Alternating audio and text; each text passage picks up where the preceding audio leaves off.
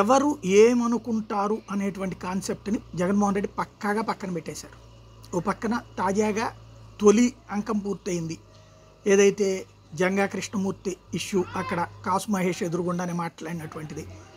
ఇంకో పక్కన మోపిదేవి కోసం అనుచరులు, లేకపోతే కనుక జగ్గంపేట దగ్గర ఒకవైపున బెదిరింపులు, తర్వాతన ఇక్కడ వచ్చేటప్పటికి గుంటూరులో గిరి కోసం వివాదం, ఇట్లాగా రకరకాలైనటువంటి ఆళ్ళ రామకృష్ణారెడ్డి కోసం వివాదం, ఇవన్నిటినీ కూడా దేన్ని లెక్క చేసే ఉద్దేశంలో లేరు.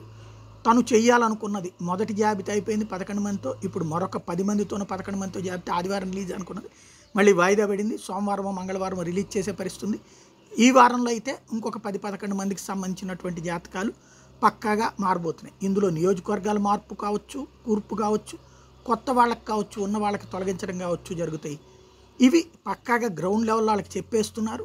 అది పోతున్నటువంటి వాళ్ళ అసహనం, అసంతృప్తి, వాళ్ళు పక్క పార్టీలతో కూడా మాట్లాడుకున్నారు. అక్కడ అవకాశం వస్తే వెళ్ళిపోవడానికి సిద్ధంగా ఉన్నారు, అవకాశం రాకపోతే సర్దుకోవడానికి సిద్ధంగా ఉన్నారు, అదే సమయంలో సొంత పార్టీని దెబ్బతీయడానికి సిద్ధంగా ఉన్నారు. కానీ తన పేరుతోనే ముందుకు వెళ్ళడం అన్నటువంటిది జగన్మోహన్ రెడ్డి స్కెచ్.